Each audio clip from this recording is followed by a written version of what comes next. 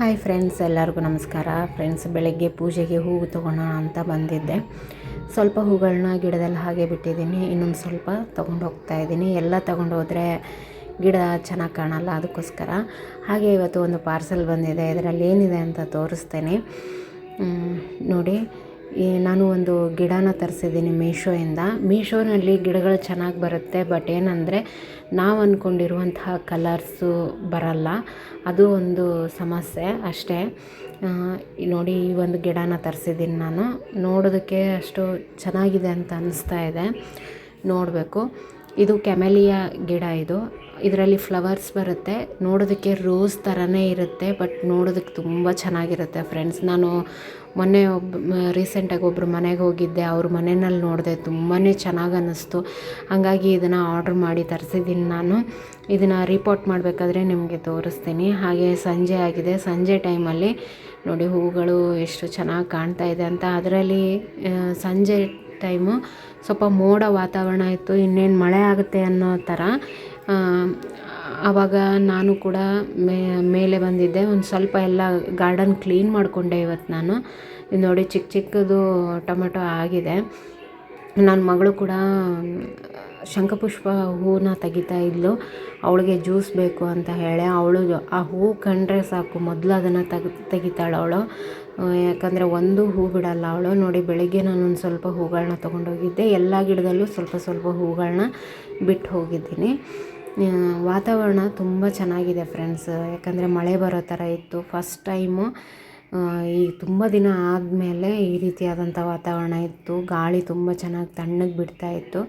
ನೋಡಿ, ಇದರಲ್ಲೆಲ್ಲ ಚೆನ್ನಾಗಿ ಹೂಗಳು ಬರೋಕ್ಕೆ ಶುರುವಾಗಿದೆ. ಇದರಲ್ಲಂತೂ ಹೂ ಬಂದಿದೆ ಆಲ್ರೆಡಿ. ಕರಿಬೇವು ಗಿಡ ಕೂಡ ಅಷ್ಟೇ, ಈಗ ತುಂಬ ಚೆನ್ನಾಗಿ ಚಿಗಿಯುತ್ತೆ. ನೀವು ರಿಪೋರ್ಟ್ ಮಾಡ್ಕೊಳೋದಿದ್ದರೆ ರಿಪೋರ್ಟ್ ಮಾಡಿಕೊಂಡು ಒಂದು ಸ್ವಲ್ಪ ಗೊಬ್ಬರ ಹಾಕ್ಕೊಂಡ್ರೆ ತುಂಬ ಚೆನ್ನಾಗಿ ಗ್ರೋ ಆಗುತ್ತೆ. ಇಲ್ಲಿ ನೋಡಿ ಯಾವ ರೀತಿಯಾಗಿ ಹೂಗಳನ್ನ ತೊಗೊಂಡ್ಬಂದು ಎತ್ತಿಡ್ತಾ ಇದ್ದಾಳೆ ಅಂತ, ಅವಳಿಗೆ ಜ್ಯೂಸ್ ಬೇಕು ಅಂತ.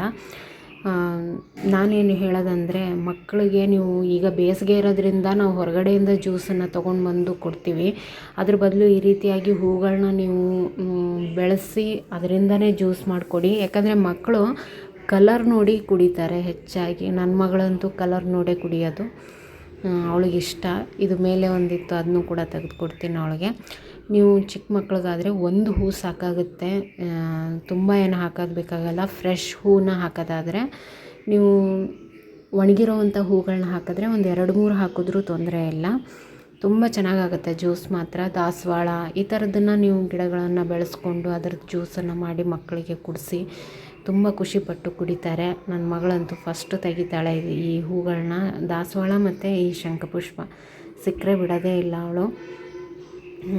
ಈ ಬೇಸಿಗೆನಲ್ಲಿ ಮಕ್ಕಳಿಗೆ ಹೈಡ್ರೇಟಾಗಿ ಇಡೋದು ತುಂಬಾ ಇಂಪಾರ್ಟೆಂಟು. ನಾನು ಕ್ಲೀನ್ ಮಾಡೋಕ್ಕೆ ಅಂತ ಬಂದಿದ್ನಲ್ಲ, ಎಲ್ಲ ಕ್ಲೀನ್ ಆಗಿದೆ ಈಗ. ಇನ್ನೇನಂದರೆ ಕೆಳಗಡೆ ಹೋಗಬೇಕು, ಅವಳನ್ನ ಕರ್ಕೊಂಡು ಹೋಗ್ತೀನಿ.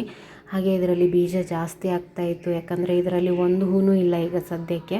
ಅದಕ್ಕೋಸ್ಕರ ನಾನು ಬೀಜನ ಸಣ್ಣದಾಗಿರೋದನ್ನು ಮಾತ್ರ ತೆಗೆದೆ, ದೊಡ್ಡದಾಗಿ ಬೆಳೆದಿರೋದನ್ನು ತೆಗೆದಿಲ್ಲ. ನೋಡಿ, ಇದರಲ್ಲಿ ಹೂವೇ ಇಲ್ಲ. ಇದರಲ್ಲಿ ಹೂವು ಇದೆ, ಇದರಲ್ಲಿ ನಾನು ಬೀಜ ಆಗಕ್ಕೆ ಬಿಡ್ತಿಲ್ಲ. ಬೀಜ ಆಗಕ್ಕೆ ಬಿಟ್ಟರೆ ಹೂಗಳು ಆಗೋದಿಲ್ಲ. ಈಗ ಸೀಸನ್ ಇದೆ, ಹೂಗಳು ತುಂಬ ಚೆನ್ನಾಗಿ ಬರುತ್ತೆ. ಬೀಜಕ್ಕೆ ಬಿಡಕ್ಕೆ ಹೋಗಬೇಡಿ. ನಾನು ಒಬ್ಬರಿಗೆ ಬೀಜ ಕೊಡಬೇಕಿತ್ತು, ಹಾಗಾಗಿ ನಾನು 1-2 ಪಾಡನ್ನು ಸೀಡ್ ಪಾಡನ್ನು ಹಾಗೆ ಬಿಟ್ಟಿದ್ದೀನಿ. ಉಳಿದಿದ್ದನ್ನು ತೆಗಿತಾ ಇದ್ದೀನಿ. ನೋಡಿ, ನೋಡೋದಕ್ಕೆ ಹೂಗಳು ತುಂಬ ಚೆನ್ನಾಗಿ ಅನಿಸುತ್ತೆ ಈ ವಾತಾವರಣಕ್ಕೆ. ಈ ವಿಡಿಯೋ ಇಷ್ಟ ಆದರೆ ಒಂದು ಲೈಕ್ ಮಾಡಿ ಫ್ರೆಂಡ್ಸ್. ಇನ್ನೂ ತನಕ ನನ್ನ ಚಾನಲ್ ಸಬ್ಸ್ಕ್ರೈಬ್ ಮಾಡಿಲ್ಲ ಅಂದರೆ ಸಬ್ಸ್ಕ್ರೈಬ್ ಮಾಡಿ.